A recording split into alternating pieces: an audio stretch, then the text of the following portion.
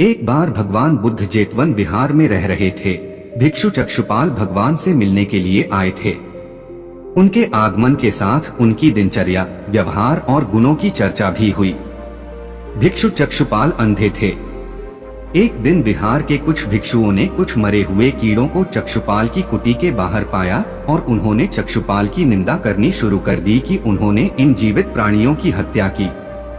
भगवान बुद्ध ने निंदा कर रहे उन भिक्षुओं को बुलाया और पूछा कि क्या तुमने भिक्षु को कीड़े मारते हुए देखा है? उन्होंने उत्तर दिया, नहीं।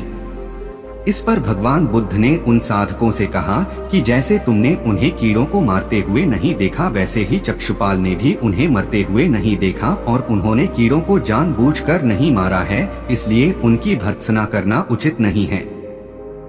भिक्षुओं ने इसके बाद पूछा कि चक्षुपाल अंधे क्यों हैं? उन्होंने इस जन्म में अथवा पिछले जन्म में क्या पाप किए? भगवान बुद्ध ने चक्षुपाल के बारे में कहा कि वे पूर्व जन्म में एक चिकित्सक थे। एक अंधी स्त्री ने उनसे वादा किया था कि यदि वे उसकी आंखें ठीक कर देंगे तो वह और उसका परिवार उनके दास बन जाएंगे। स्त्री की आंखें ठीक हो गईं, पर उसने दासी बनने के भय से यह मानने से इनकार कर दिया। चिकित्सक को तो पता था कि उस स्त्री की आंखें ठीक हो गई हैं। वह झूठ बोल रही है। उसे सबक सिखाने के लिए या बदला लेने के लिए चक्षुपाल ने दूसरी दवा दी। उस दवा से महिला फिर अंधी हो गई। वह कितना ही रोई पीटी, लेकिन चक्षुपाल जरा भी नहीं पसीजा। इस पाप के फलस्वरूप अगले जन्म में चिकित्सक को अंधा बनना पड़ा। एक बार भगवान बुद्ध अपने अनुयायियों के साथ किसी गांव में उपदेश देने जा रहे थे। उस गांव से पूर्व ही मार्ग में उन लोगों को जगह जगह बहुत सारे गड्ढे खुदे हुए मिले। बुद्ध के एक शिष्य ने उन गड्ढों को देखकर जिज्ञासा प्रकट की, आखिर इस तरह गड्ढे का खुदे होने का तात्पर्य क्या है? बुद्ध बोले, पानी की तलाश में किसी व्यक्ति ने इतने गड्ढे खोदे हैं। यदि वह धैर्यपूर्वक एक ही स्थान पर गड्ढे खोदता तो उसे पानी अवश्य मिल जाता, पर वह थोड़ी देर गड्ढा खोदता और पानी न मिलने पर दूसरा गड्ढा खोदना शुरू कर देता।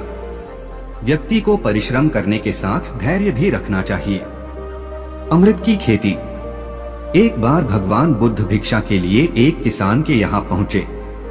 तथागत को भिक्षा के लिए आया देखकर किसान उपेक्षा से बोला, श्रमण, मैं हल जोतता हूँ और तब खाता हूँ।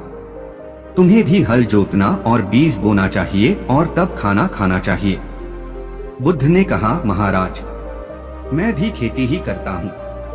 इस पर किसान को जिज्ञासा हुई और वह बोला, मैं न तो तुम्हारे पास हल देखता हूँ, न बैल और न ही खेती का स्थल। तब आप कैसे कहते हैं कि आप भी खेती ही करते हो? आप कृपया अपनी खेती के संबंध में समझाइए। बुद्ध ने कहा, महाराज, मेरे पास श्रद्धा का बीज, तपस्या रूपी वर्षा और प्रजा रूपी जोत और हल है। पाप भीरुता का दंड है, विचार रूपी रस्सी है, स्मृति और जागरूकता रूपी हल की फाल और पेनी है। मैं वचन और कर्म में संयत रहता हूँ। मैं अपनी इस खेती को बेकार घास से मुक्त रखता हूँ और आनंद की फसल काट लेने तक प्रयत्नशील रहने वाला हूँ। अप्रमाद मेरा बैल है जो बाधाएं देखकर भी पीछे मुंह नहीं मोड़ता है। वह मुझे सीधा शांति धाम तक ले जाता है। इस प्रकार मैं अमृत की खेती करता हूँ। दान की महिमा। भगवान बुद्ध का जब पाटलिपुत्र में शुभागमन हुआ तो हर व्यक्ति अपनी अपनी सांपत्तिक स्थिति के अनुसार उन्हें उपहार देने की योजना बनाने लगा। राजा बिंबिसार ने भी कीमती हीरे, मोती और रत्न उन्हें पेश किए। बुद्धदेव ने सबको एक हाथ से सहर्ष स्वीकार किया। इसके बाद मंत्रियों, सेठों, साहूकारों ने अपने अपने उपहार उन्हें अर्पित किए और बुद्धदेव ने उन सबको एक हाथ से स्वीकार कर लिया।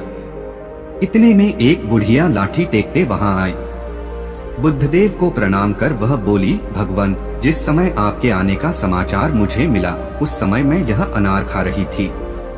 मेरे पास कोई दूसरी चीज न होने के कारण मैं इस अधखाए फल को ही ले आई हूँ। यदि आप मेरी इस तुच्छ भेंट स्वीकार करें तो मैं अहोभाग्य समझूंगी। भगवान बुद्ध ने दोनों हाथ सामने कर वह फल ग्रहण किया। राजा बिंबिसार ने जब यह देखा तो उन्होंने बुद्धदेव से कहा, भगवान, क्षमा करें, एक प्रश्न पूछना चाहता हूँ।